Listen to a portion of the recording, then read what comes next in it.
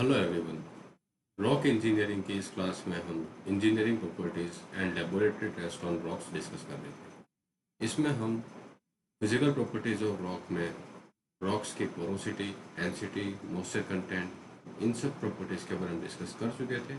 अगली हमारे कुछ प्रॉपर्टीज फिजिकल प्रॉपर्टीज है, परमिएबिलिटी, ड्यूरेबिलिटी और उसके साथ ही उसके थर्मल कंडक्टिविटी के बारे में इंफॉर्मेशन गेन करते हैं। ओके, तो सबसे पहली हमारी प्रॉपर्टी है परमिएबिलिटी। परमिएबिलिटी का मतलब होता है it is a measures of ease with which the fluid will flow through the porous rock. Rocks हमारी कैसी होती है? पोरस होती है। वो कैसे पता चलता है? जैसे हमारी कोई रॉक है या फिर हमने एक रॉक मास लिया, उसके अंदर वेरियस डिसकंटिन्यूटीज होती है, इनके बीच में इंटरकनेक्शंस हो सकते हैं। ओके, तो रॉक में डिसकंटिन्यूटीज जो होती है वो क्या करता है, इसके अंदर फोर्स प्रोवाइड कराता है। फोर्स प्रोवाइड कराता है और इस डिसकंटिन्यूटी के अलॉन्ग फ्लूइड क्या करता है? फ्लो करता है। तो कितने इजी वे में ये फ्लूइड है इस डिसकंटिन्यूटी के अलॉन्ग फ्लो करता है, यही इसकी परमिएबिलिटी कहलाती है। ओके, जो ये परमिएबिलिटी होती है ये किन किन पैरामीटर्स पे डिपेंड करती है? परमिएबिलिटी जो होती है वो पोरोसिटी पे डिपेंड करती है। ओके, पोरोसिटी के साथ उसका तो पैकिंग शेप कैसा है, इसकी पैकिंग कैसी है, उसके ऊपर डिपेंड करती है। उसके साथ ही सोर्टिंग ऑफ ग्रेनुलर मटेरियल पे डिपेंड करती है। सोर्टिंग ऑफ ग्रेनुलर मटेरियल मतलब जब हम कोई सैंपल तैयार करते हैं तो हम मार्बल्स को लेके हम एक एज ए एग्जांपल या मॉडल तैयार करते हैं, जिसमें मतलब इसका अरेंजमेंट कुछ इस तरह से वेल अरेंज्ड है। राइट, इस तरह से वेल अरेंज्ड है अगर ग्रेनुलर मटेरियल, उससे क्या है कि इसकी पोरोसिटी रिड्यूस हो जाती है। वॉल्यूम ऑफ वॉइड्स जो होता है वो क्या हो जाता है? कम होता है। इस तरह से वेल अरेंज्ड ग्रेनुलर्स जब होते हैं तो उसमें क्या होता है? पोरोसिटी हमारी रिड्यूस हो जाती है। लेकिन जब इसी जगह पे हमारा जो अरेंजमेंट है, सॉर्टिंग ऑफ ग्रेनुलर मटेरियल है, वो वेल अरेंज्ड नहीं है। सॉर्टिंग मतलब जैसे हमारे ये बिग पार्टिकल्स है, मैट्रिक्स है बिग ग्रेनुलर मटेरियल की, इसके वैक्यूम वॉइड्स जगह पे इसके स्मॉलर पार्टिकल आके इसके अंदर फिक्स हो जाते हैं। इस तरह से वेल सॉर्टेड अगर हमारा स्ट्रक्चर है रॉक का, तो उसमें परमिएबिलिटी क्या रहेगी? थोड़ी कम रहेगी एज कम्पेयर टू जब ये सॉर्टिंग है वो बहुत ही ज़्यादा हैपेजार्ड है। हैपेजार्ड है मतलब कुछ एक बड़ा पार्टिकल यहाँ पे, छोटा पार्टिकल यहाँ पे, फिर बड़ा पार्टिकल यहाँ पे है। इस तरह से जब होगी तो इसमें जो वॉइड्स होंगे वो क्या होंगे? कंपेरेटिवली ज़्यादा रहेंगे। राइट, जब वॉइड ज़्यादा रहेंगे तो क्या होगा कि इसमें परमिएबिलिटी भी इसकी इंक्रीज होगी। परमिएबिलिटी के लिए वॉइड्स ज़्यादा होना ही एक इम्पोर्टेंट क्राइटेरिया नहीं है, इन वॉइड्स का इंटर कनेक्शन होना भी ज़रूरी है। राइट, इंटर कनेक्शंस होना ही क्या होता है? इफेक्टिव पोरोसिटी कहलाती है। इसी इफेक्टिव पोरोसिटी को हम क्या कहते हैं? परमिएबिलिटी कहते हैं। Okay, the degree to which the pores within the material are interconnected is known as what? Effective porosity. Okay, फिर हम कुछ एग्जांपल दे रखे हैं यहाँ पे, द प्यूमाइस एंड शेल। इनकी क्या होती है? पोरोसिटी तो बहुत ज़्यादा रहती है, लेकिन क्या है कि ये नियरली इम्परमेबल होते हैं, क्योंकि इनके इंटरकनेक्टेड वर्ड्स का इंटरकनेक्शंस क्या होता है? बहुत पुअर होता है। इंटरकनेक्शंस मतलब ये वर्ड्स जो है,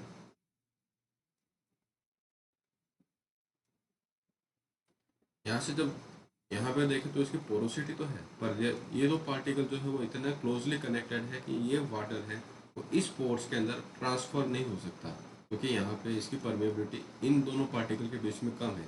मतलब पोर्स को इंटरकनेक्शन होगा तो वाटर या कोई भी फ्लूइड होगा उसके थ्रू इजीली क्रॉस कर सकता है। राइट, पर अगर यहाँ पे मतलब एक बिग पार्टिकल आ गया, स्मॉल पार्टिकल आ गया, फिर बिग पार्टिकल आ गया, इससे इसके इंटरकनेक्शंस जो है पोर्स के वो वीक हो जाते हैं, तो उसकी परमेबिलिटी क्या हो जाएगी? रिड्यूस हो जाएगी। तो रॉक्स में प्यूमाइस और शेल ऐसे एग्जाम्पल हैं जहाँ पे उसकी हाई पोरोसिटी तो है, पर क्या है? Permeability due to poor interconnected words के कारण कम है। Okay, in contrast well sorted sandstone है, well sorted sandstones are closely replicate the what? The box of marble cited above. Box of marble मतलब जो हमने यहाँ पे डिस्कस किया है उसको हम इस एग्जांपल देख सकते हैं। बॉक्स ऑफ मार्बल में जब भी अरेंजमेंट होता है उसमें क्या होता है कि परमिएबिलिटी रहती है, क्योंकि उसमें इंटरकनेक्शन वॉइड्स जो होते हैं वो क्या होता है? इंटरकनेक्टेड आसानी से हो जाते हैं। राइट, आपने मतलब कोई भी ग्रेनुलर मटेरियल किसी भी मतलब वुडन बॉक्स में आप पुट कर दोगे और उसके अंदर या फिर आप उसको शेक करके फिर उसके अंदर पानी डालोगे तो इजीली यहाँ से रिमूव हो सकता है through the action of gravity, right. यही एग्जांपल यहाँ पे डिस्कस किया है कि सैंडस्टोन जो होता है वो इसी को लगभग रिप्रेजेंट करता है। The well sorted sandstone closely replicate what the box of marble cited above. The rounded sand grains provide the ample unrestricted void space. Unrestricted void space मतलब यहाँ पे इंटरकनेक्शन है, right. And are free from the smaller grains and are very well linked. ये कैसे होते हैं? Very well linked होते हैं, मतलब इस तरह के जो राउंडेड ग्रेन्स सैंड्स होते हैं, सैंडस्टोन हो गया, ये क्या होते हैं? हाईली परमिएबल होते हैं। ओके, परमिएबिलिटी जो होता है वो क्या होता है? डार्सीज लॉ के थ्रू हम डिफाइन करते हैं। जैसे आपने सॉइल मैकेनिक्स में पढ़ा था, क्या? Q equal to KIA। मतलब ये कोई भी सॉइल सैंपल है, इसमें यहाँ पे हम वाटर का हेड H है, ठीक है। इस वाटर हेड के कारण यहाँ पे ये वाटर यहाँ पे रिमूव हो रहा है इस डेल्टा x लेंथ के लिए, राइट। तो फिर हम क्या मानते थे कि मतलब Q क्या होता है? Rate of change of Q क्या होता है? Flow per unit width, right. Flow per unit width. यहाँ पे K क्या होता है? कोफिशिएंट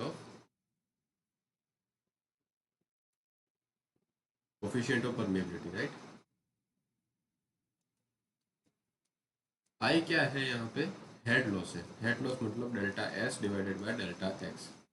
डेल्टा H क्या है यहाँ पे? हेड डिफरेंस है। क्या है? Head difference. तो डेल्टा x क्या है? जो पाथ सीपेज के लिए या फिर वाटर फ्लो के लिए फॉलो होता है, इसको हम क्या कहते हैं? Delta x। यहाँ पे इसका h हेड है और यहाँ पे 0 हेड है, तो टोटल चेंज इन हेड कितना है? Delta x, right. तो इससे a क्या है? इस जिस सरफेस के अलोंग ये पास कर रहा है उसका क्रॉस सेक्शन एरिया, फ्लो का क्रॉस सेक्शन एरिया, मतलब इस मीडियम के थ्रू पास कर रहा है, तो ये एरिया जो होगा वो हमारा ए हो जाएगा, राइट। इससे हमने क्या निकाला था कि discharge, permeability, head, rate of change of head और क्रॉस सेक्शन एरिया के बीच में रिलेशनशिप आ जाता है। फिर यहाँ पे ये जो के है उसको अगर एब्सोल्यूट परमेबिलिटी में लिखना होता है, हम उसको किससे डिवाइड करते हैं? उसकी डेंसिटी से, विस्कोसिटी से डिवाइड कर देते हैं, राइट। और हेड को हमने प्रेशर चेंज की फॉर्म में लिख दिया, तो del P upon del X, right. तो यहाँ पे ये फॉर्मूला डिराइव हुआ है हमारा k is equals to new velocity into mu into del X upon del P, okay, where v is new is what? The superficial fluid velocity along the medium, right. k क्या है? Permeability in medium. यहाँ पे ये जो permeability medium है, permeability किस में होती है? मीटर पर सेकेंड में, ओके। न्यू क्या है? डायनामिक विस्कोसिटी है। Delta P is applied pressure differences and delta x उस पोरस मीडियम जिसमें से वो फ्लूइड क्या हो रहा है? पास कर रहा है, ये डेल्टा एक्स, ओके। तो ये हो गई हमारी परमेबिलिटी। परमेबिलिटी जो होती है वो, उसका जो कोफिशिएंट होता है उसको जनरली सेंटीमीटर पर सेकेंड में रिप्रेजेंट करते हैं। सैंडस्टोन का जो होता है वो कितना होता है? 0.2 से 10⁻⁹ सेंटीमीटर पर सेकेंड, ओके। और ग्रेनाइट का आपको याद होना चाहिए, लगभग 0.5 से 2 × 10⁻10 होता है। उसी जगह पर सॉइल मैकेनिक्स में आपने पढ़ा होगा कि सैंड और क्ले, इनकी पोरोसिटी कितनी होती है? सैंड की लगभग 0.1 सेंटीमीटर पर सेकेंड के आसपास होती है, राइट। और इससे ये मिलियन टाइम्स ज़्यादा रहती है किससे? क्ले से। तो क्ले की लगभग पोरोसिटी कितनी होती है? 0.1 × 10⁻⁶ सेंटीमीटर पर सेकेंड, ओके, लगभग इसके बराबर होती है। तो रॉक्स में आप सैंडस्टोन में देख रहे हैं कि इन दोनों से बहुत कम पोरोसिटी है, पर कंपेरेटिव देखें ग्रेनाइट से सैंडस्टोन की क्या होती है? पोरोसिटी ज़्यादा रहती है। फिर सैंडस्टोन से भी लाइमस्टोन की पोरोसिटी ज़्यादा रहती है, थोड़ी कम रहती है, सॉरी, ओके। लाइमस्टोन की कम रहती है और सैंडस्टोन की ज़्यादा रहती है, ओके। फिर अगला पैरामीटर है हाइड्रोलिक कंडक्टिविटी। हाइड्रोलिक कंडक्टिविटी भी सिमिलर टू द परमिएबिलिटी होता है। इसमें क्या होता है? परमिएबिलिटी में हम अज्यूम करते हैं कि पोरोसिटी जो होती है वो अगर इफेक्टिव पोरोसिटी मतलब इंटरकनेक्शन ऑफ वॉइड्स होता है, तो यही पैरामीटर मेनली डिफाइन करता है किसको? इस मीडियम की परमिएबिलिटी को। और हाइड्रोलिक कंडक्टिविटी में सिर्फ परमिएबिलिटी नहीं, परमिएबिलिटी के साथ जो फ्लूइड फ्लो हो रहा है उसकी कैरेक्टरिस्टिक्स भी, उसकी प्रॉपर्टीज भी डिफाइन करती है कि हाइड्रोलिक कंडक्टिविटी कैसी है। हाइड्रोलिक कंडक्टिविटी मतलब कोई भी फ्लूइड है, हाइड्रोलिक फ्लूइड है मतलब लिक्विड फ्लूइड है, वो अगर किसी भी मीडियम के थ्रू पास कर रहा है तो उसमें उसकी कितना कंफर्ट है, कितना इजीली वो उस मीडियम से पास कर सकता है, यह हाइड्रोलिक कंडक्टिविटी को शो करता है। हाइड्रोलिक कंडक्टिविटी में हम specifically the flow of water through the porous media is called hydraulic conductivity. The permeability is the portion of this, मतलब हाइड्रोलिक कंडक्टिविटी कैसी है, एक ब्रॉड टर्म है और परमिएबिलिटी थोड़ी उसकी नैरो टर्म है। इसमें क्या है कि and permeability is a property of the porous media only, not the fluid. ठीक है ना, मतलब वो पोरस मीडिया के कैसी कैरेक्टरिस्टिक्स, किस तरह से ग्रेन का अरेंजमेंट है, ओके, इसके ऊपर डिपेंड करता है। पर फ्लूइड की प्रॉपर्टी पे इतना ज़्यादा डिपेंड नहीं करता है, क्योंकि अपन उसकी फ्लूइड की प्रॉपर्टी से क्या करते थे, डिवाइड करके एब्सोल्यूट परमिएबिलिटी निकालते थे, राइट। तो hydraulic conductivity of the sub surface system के the permeability can be calculated. ठीक है ना, अगर हाइड्रोलिक परमिएबिलिटी कंडक्टिविटी हमें पता है तो उससे हम परमिएबिलिटी को फाइंड आउट कर सकते हैं। ओके, तो ये हो गया हमारा परमिएबिलिटी। फिर अगली प्रॉपर्टी जो आपके सिलेबस के अकॉर्डिंग है वो कौन सी है, ड्यूरेबिलिटी है।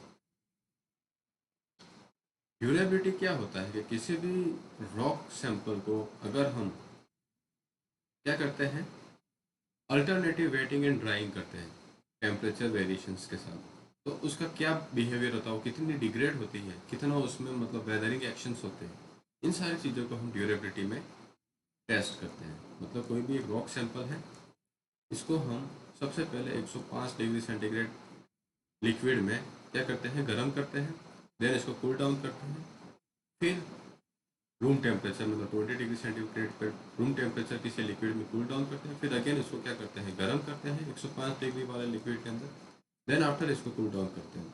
फिर हम चेक करते हैं कि इसके सरफेस के ऊपर वेदर्ड मटेरियल कितना है, उसका वेटेड करते हैं। माना कि इसका वेट W1 है, इनिशियल रॉक का वेट कितना है, W2 है, तो W1 डिवाइडेड बाई W2 क्या शो करता है, इसमें वेदरिंग कितनी हुई है। ओके, तो ये जो शो करता है यही हमारी ड्यूरेबिलिटी की कंडीशन बनती है। अगर ये W1 का वेट ज़्यादा रहेगा तो मतलब वो लेस ड्यूरेबल कहलाएगा, मतलब उसमें वेदर्ड मटेरियल कितना है, ज़्यादा है, राइट। इस तरह से हम ड्यूरेबिलिटी टेस्ट करते हैं। जनरली हम फॉलो जो करते हैं कौन सा करते हैं, स्लैग ड्यूरेबिलिटी टेस्ट को फॉलो करते हैं। ठीक है, this test is intended to assess what the resistance offered by the rock sample to weakening and degradation when subjected to two standard cycle of drying and what wetting. In slacking fluid usually water के under दो standard test किए जाते हैं, किसके, waiting और drawing के।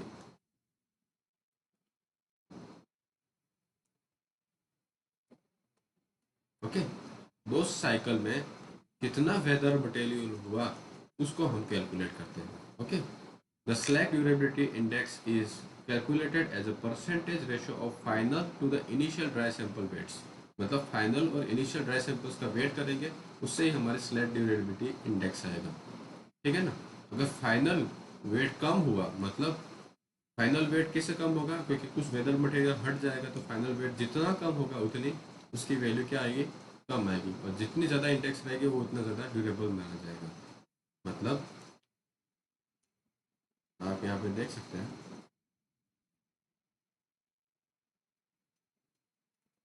जैसे यहाँ पे रिप्रेजेंटेटिव सैंपल है हमारा, the sample comprises 10 rock lumps, okay, जिसका मास कितना है 60 to 40 to 60 grams of the weight, so that the total weight of the sample कितना हो जाएगा, 400 से 600 ग्राम।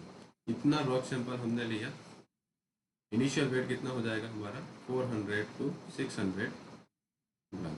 ओके, देन फर्स्ट हमने फिर क्या किया कि इसको मतलब वेदरिंग करेंगे, कैसे करेंगे, the sample is shaped in the corner rounded surface, ये हमने कुछ इसके सैम्पलिंग प्रिपेयर किया। फिर ये होता है स्लैक ड्यूरेबिलिटी ऑपरेटर्स, इसके अंदर मतलब यहाँ पे एक हाई टेम्परेचर होता है, देन यहाँ पे लो टेम्परेचर होता है, इसके अंदर उन रॉक्स को पुट किया जाता है, फिर इस मशीन को रोटेट किया जाता है और इसको वेदर किया जाता है।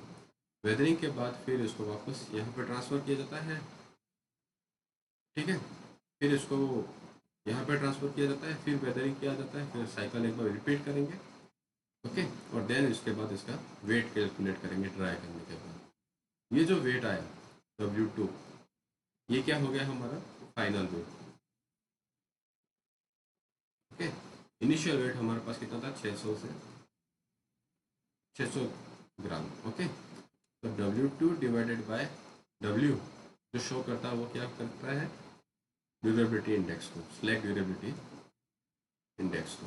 ओके, ये स्लैग ड्यूरेबिलिटी का एप्रेटस हो गया, और इसका प्रोसीजर हम जो हमने बताया वही फॉलो करेंगे। A sample should be placed in dry room, okay, and dry to a constant temperature of what, 105 degree centigrade at a oven, and then weights is recorded at a. ठीक है, the lid shall be placed in a drum is mounted on with a motor. ठीक है ना, motor पे mount किया। It is filled with slaking fluid, कौन सा है, वाटर है, usually tap water, and it is rotated with 20 RPM की स्पीड से उसको रोटेट कराते हैं ड्रम को। ठीक है ना, फिर ड्रम को रिमूव करते हैं, keep and retain the samples in the drum with with it in oven for 24 hours. ठीक है ना, वेट रिकॉर्ड किया, फिर B2 हुआ। ठीक है ना, now the drum is into the motor and procedure in the second round for the third step is repeated for 10 minute. After the wait of the drum with retained portion of the sample is taken, जिसको हम C मानेंगे, the drum shall be brushed and clean and weight recorded is D। इस तरह से हमने wait record किया। सबसे पहले हमने क्या किया कि उस सैंपल को 105 डिग्री सेंटीग्रेड पे गर्म किया। ठीक है ना, फिर उसमें इसको हमने स्लैकिंग फ्लूइड में पुट करके इस पार्टिकल को, इस ड्रम को यहाँ पे क्या किया, रोटेट कराया। ठीक है ना, इससे इसमें क्या होगा, वेदरिंग होगा। फिर वेदरिंग होने के बाद 24 घंटे तक इसमें रखेंगे। ठीक है ना, फिर उसको ड्राई किया जाएगा, फिर अगेन 10 मिनट्स के लिए इस प्रोसेस को हम क्या करते हैं, रिपीट करते हैं। फिर फाइनली हम डी वेट को कैलकुलेट कर देते हैं। ओके, तो फिर हमारे पास जो स्लैग ड्यूरेबिलिटी इंडेक्स आएगा वो क्या आएगा, C minus T divided by A minus T, okay, into 100। तो ड्यूरेबिलिटी के हिसाब से फिर हम देखते हैं कि percentage of retain weight after 10 minute cycle and percentage retain after second 10 minute cycle. अगर 99% है या 98% है तो वो वेरी हाई ड्यूरेबिलिटी कहलाता है। फिर और अगर परसेंटेज रिटेन कम हो जाता है तो उसके हिसाब से high durability, medium high durability, okay, low durability and very low durability at 60%, मतलब 40% हमारा क्या हो गया यहाँ पे, वेदर हो गया। यहाँ पे 1% क्या हो गया, वेदरिंग हुई है। ओके, तो ये हमारा ड्यूरेबिलिटी टेस्ट शो करता है। तो जनरली यहाँ पे आपके सिलेबस के जो भी मतलब फिजिकल प्रॉपर्टीज दे रखी है वो ख़त्म होती है। इसके अलावा भी रॉक्स की कुछ अलग अलग प्रॉपर्टीज होती है, जैसे कि उसकी थर्मल कंडक्टिविटी कैसी है।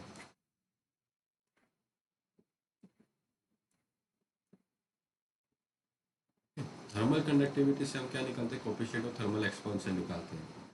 मतलब किसी भी रॉक में टेम्परेचर के साथ किस तरह से वेरिएशन होता है। इसके सरफेस पे अगर टेम्परेचर का, सन में किसी रॉक को हमने रखा है, राइट, तो यहाँ पे सरफेस पे क्या होगा, इसका टेम्परेचर हाई होगा as compare to what, inner rock mass. उससे क्या है कि इसकी कंडक्टिविटी क्या है, कम है। अगर रॉक की थर्मल कंडक्टिविटी कम है तो क्या होगा कि सरफेस पे तो हाई टेम्परेचर रहेगा as compare to inner inner surfaces. उससे क्या होगा कि ये जो रॉक सरफेस है इनर, आउटर वाली, वो क्या होगी, एक्सपांड कर जाएगी टेम्परेचर इंक्रीज करने के कारण, और इनर सरफेस जो है वो क्या होगी, कॉन्ट्रैक्शन में रहेगी टेम्परेचर कम होने के कारण। रिलेटिव इसमें एक्सपांशन आता है जिसके कारण ये क्या होता है, ये सरफेस यहाँ से स्प्लिट हो जाती है। तो ये सारे किन किन रॉक्स की थर्मल रेजिस्टिविटी ज़्यादा है, कंडक्टिविटी ज़्यादा है, ये हम कैलकुलेट करके उस रॉक में कितने वेदरिंग होगा, कितना उसका एक्सपांशन होगा, इन सारी चीज़ों को हम चेक कर सकते हैं और फाइंड आउट कर सकते हैं। तो थर्मल एक्सपांशन क्या होता है, strain associated with 1 degree temperature change is called what, the coefficient of thermal expansion। Okay, तो E is equals to alpha delta T से हम रिप्रेजेंट करते हैं स्ट्रेन को। E is equals to alpha delta T. T क्या है, change in temperature. ठीक है ना, अगर ये जो डेल्टा टी है वो पॉजिटिव आया मतलब क्या होगा, थर्मल एक्सपांशन होगा। अगर ये टी है डेल्टा टी वो नेगेटिव आया, इसका मतलब क्या होगा, कॉन्ट्रैक्शन होगा, राइट। इस तरह से हम रॉक की ये प्रॉपर्टी निकाल सकते हैं कि उस रॉक में मतलब एक्सपांशन कितना हो रहा है टेम्परेचर वेरिएशंस के साथ, कॉन्ट्रैक्शन कितना हो रहा है। एक्सपांशन और कॉन्ट्रैक्शन के साथ क्या है कि इसमें थर्मल स्ट्रेसेस प्रोड्यूस होते हैं। तो थर्मल स्ट्रेसेस कितने होते हैं उस रॉक में हम कैलकुलेट कर सकते हैं। जैसे हमने फर्स्ट क्लास में डिस्कस किया था, इस प्रॉपर्टी का यूज़ कहाँ पे, ये समझने के लिए हमने फर्स्ट क्लास में डिस्कस किया था कि जो भी हमारी न्यूक्लियर वेस्ट रिपोजिटरी होती है उसमें क्या होता है कि मतलब हम डीप जियोलॉजिकल रिपोजिटरी बनाते हैं, मतलब ग्राउंड से लगभग 1200 मीटर डेप्थ पे हम एक टनल एक्सकेवेट करते हैं, उसके अंदर ऐसे ड्रिफ्ट टनल बनाई जाती है। इन ड्रिफ्ट टनल के अंदर क्या करते हैं कि इस न्यूक्लियर वेस्ट को पुट करते हैं, राइट। अब ये न्यूक्लियर वेस्ट क्या होता है, थर्मल हाई टेम्परेचर होता है, इसका कितना होता है, बहुत ज़्यादा टेम्परेचर होता है, लगभग 800 से 1000 डिग्री सेंटीग्रेड के आसपास। इतना हाई टेम्परेचर जब इस मटेरियल को हम यहाँ पे पुट करेंगे तो इसके सराउंडिंग रॉक में क्या होगा, टेम्परेचर वेरिएशंस आएगा। इस टेम्परेचर वेरिएशंस के कारण इसमें क्या होगा, थर्मल स्ट्रेसेस प्रोड्यूस होंगे।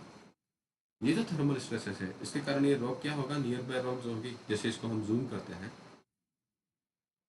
यहाँ पे ये हमने एक ड्राइव एक्सकेवेट की है, मतलब एक टनल छोटी सी एक्सकेवेट की है, इसके अंदर हमने ये वेस्ट पुट किया है। इसके कारण यहाँ पे सराउंडिंग में टेम्परेचर क्या हो जाएगा, इंक्रीज कर जाएगा as compare to far away rock, right. यहाँ पे टेम्परेचर ज़्यादा रहने से क्या है कि यहाँ पे थर्मल वेरिएशन होगा। इस थर्मल वेरिएशन के कारण यहाँ पे क्या होगा, इस सराउंडिंग रॉक का एक्सपांशन होगा, ओके। इस एक्सपांशन के कारण ये क्या है, इस सराउंडिंग रॉक फार अवे रॉक जो होगी उसके ऊपर क्या होगा, एक एडिशनल स्ट्रेस जनरेट करेगा। इस एडिशनल स्ट्रेस के कारण क्रम्बलिंग इफेक्ट और नॉर्मल स्ट्रेसेस की वैल्यू इंक्रीज होना और ये सारे इफेक्ट इसके ऊपर आएंगे। इसके कारण क्या है कि रॉक क्रैक्स क्रिएट कर जाएगी। अगर क्रैक्स क्रिएट हो जाएंगे सराउंडिंग रॉक्स में, उससे क्या है कि इस सैंपल का इंटैक्टनेस मतलब आइसोलेटेड रहना मुश्किल हो जाएगा। आइसोलेटेड नहीं रह पाएगा तो ये क्या है कि इन क्रैक्स के थ्रू ग्राउंड वाटर जो है वो इस सैंपल के कांटेक्ट में आ जाएगा, और सैंपल के कांटेक्ट में आने से क्या है कि इसमें जो रेडिएशंस और रेडियो एक्टिव मटेरियल्स हैं वो ग्राउंड वाटर के थ्रू ह्यूमन के कांटेक्ट में आ सकते हैं, राइट। तो इससे यहाँ पे एनवायरमेंटल डिग्रेडेशन या एनवायरमेंट में रेडियो एक्टिव पॉल्यूशन आ सकता है। ऐसा ना हो उसके लिए हमें क्या है कि यहाँ की इस रॉक की प्रॉपर्टी कैसी है, इस रॉक में कोफिशिएंट ऑफ थर्मल एक्सपांशन कितना है, इसके कारण इसमें थर्मल स्ट्रेसेस कितने हैं, क्या ये इतने थर्मल स्ट्रेसेस को बियर कर पा रहा है कि नहीं कर पा रहा है, इन सारे पैरामीटर को हम स्टडी करते हैं। स्टडी करने के बाद पता चलता है कि वो अगर इतने हाई टेम्परेचर को इजीली बियर कर लेता है तो ओके है ना, ये रॉक स्ट्रेटा इस हाई टेम्परेचर वेस्ट को बियर कर सकता है और इसमें कोई भी मतलब जियोलॉजिकल क्रैक्स डेवलप नहीं होते हैं after some period of time. तो हम मानते हैं कि ये कैसी है, स्टेबल रॉक है, राइट, मतलब कॉम्पिटेंट रॉक है। अगर इसमें कुछ क्रैक्स डेवलप होते हैं जिसके कारण ये जो वेस्ट है वो सराउंडिंग रॉक के अगर कॉन्टेक्ट में आ जाता है तो मतलब क्या मानेंगे कि ये जो रॉक है वो इनकॉम्पिटेंट है। आपको यहाँ पे रेनफोर्स प्रोवाइड कराने की जरूरत है। रेनफोर्समेंट के लिए हम क्या करते हैं कि इस रॉक को सराउंडिंग एरिया में क्या करते हैं, शॉर्टक्रीटिंग करते हैं, रॉक बॉल्स प्रोवाइड कराते हैं ताकि क्रैक्स के कारण इसमें ज़्यादा एक्सपांशन ना आए जॉइंट में, राइट। इस तरह के हम रेनफोर्समेंट प्रोवाइड करा के इस रॉक को क्या करते हैं, स्टेबल बनाते हैं और फिर इसके अंदर हम वेस्ट को पुट करते हैं। तो इसलिए हमें सारी की सारी प्रॉपर्टीज़ के बारे में स्टडी करना आवश्यक होता है। ओके गाइस, ये क्लास हम यहीं एंड करते हैं। अगले क्लास में आपकी जो मैकेनिकल प्रॉपर्टीज़ होती है जैसे कि plasticity, tensile strength, compressive strength, shear strength of rock mass, इनके बारे में स्टडी करेंगे। Okay, thank you so much, जय हिंद।